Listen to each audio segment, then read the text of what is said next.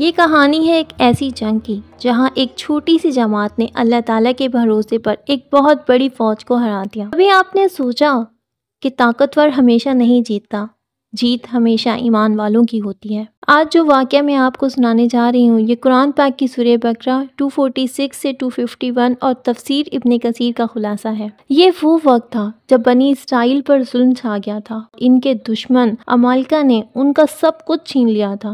وہ کمزور ہو چکے تھے اور خوف میں مبتلا تھے۔ تب اللہ تعالیٰ نے ان میں سے ایک نبی بھیجا، حضرت شموئیل علیہ السلام۔ لوگ ان کے پاس آئے اور بولے، ہمارے لیے ایک بادشاہ مقرر کر دیں تاکہ ہم اللہ کے رستے میں جہاد کر سکیں۔ نبی نے فرمایا، مجھے ڈر ہے جب تمہیں لڑنے کا حکم دیا جائے گا تو تم پیچھے ہٹ جاؤ گے، لیکن انہوں نے وعدہ کیا، نہیں ہم ضرور لڑیں گے۔ اللہ تعالیٰ نے فرمایا، میں نے تمہارے لیے ایک بادشاہ چن لیا ہے، طالوت۔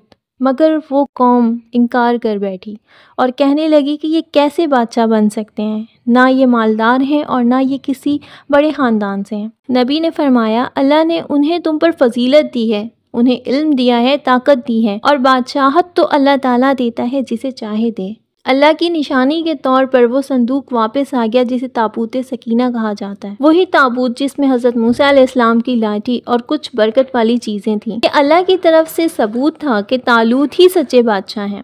طالوت اپنی فوج کو لے کر چلے۔ رستے میں ایک دریا آیا۔ انہوں نے کہا کہ اللہ تعالیٰ نے تم سب کو آزمانے کے لیے ایک شرط رکھی ہے کہ جو اس دریا سے زیادہ پانی پی لے گا وہ آگے نہیں جا سکے گا، بس جو تھوڑا سا پانی پیے گا، ایک چولو بھر، وہی میرے ساتھ آگے جائے گا۔ لشکر کے لوگ بہت پیاسے تھے، اس لیے کافی سارے لوگوں نے بہت سارا پانی پی لیا اور وہ شرط ہار گئے اور پیچھے رہ گئے۔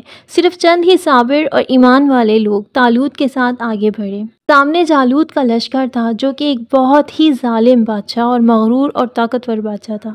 اس کی فوج بہت ہی بڑے ہتھیاروں سے لیس تھی۔ طالوت کے ساتھ چند ہی لوگ تھے مگر ان کے دلوں میں اللہ تعالیٰ پر یقین تھا۔ انہوں نے کہا، کتنی ہی چھوٹی جماعتیں اللہ تعالیٰ کے حکم سے بڑی جماعتوں پر غالب آ چکی ہیں اور اللہ تعالیٰ صبر کرنے والوں کے ساتھ ہے۔ انہی چند لوگوں میں ایک نوجوان تھا، حضرت داؤد علیہ السلام، جن کے پاس نہ کوئی تلوار نہ کوئی ہتھیار، بس غلیل جیسا پتھر پھینکنے والا آلہ تھا۔ طالوت آگے بڑھا، داؤد علیہ السلام نے اللہ کا نام لیا، کنکر اٹھا کر پھینکا۔ اللہ کے حکم سے وہ کنکر سیدھا جالوت کے ماتھے پہ لگا اور وہ گرا اور وہیں ختم ہو گیا۔ ایک نوجوان، ایک کنکر اور ایک یقین، میرا رب میرے ساتھ ہے۔ قرآن کہتا ہے کہ کتنی ہی چھوٹی جماعتیں اللہ کے حکم سے بڑی جماعتوں پر غالب آ گئیں اور اللہ صبر کرنے والوں کے ساتھ ہے۔ سورہ بقرہ آیت 249۔ اللہ تعالیٰ نے داؤد علیہ السلام کو اس واقعے کے بعد نبوت اور بادشاہت عطا فرمائی اور فرمایا، اگر اللہ لوگوں کو ایک دوسرے کے ذریعے نہ روکتا تو زمین فساد سے بھر جاتی۔ سورہ بقرہ آیت 251۔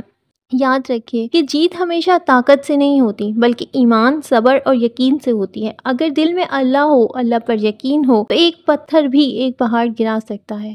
دعاؤں میں یاد رکھیے گا۔ جزاک اللہ۔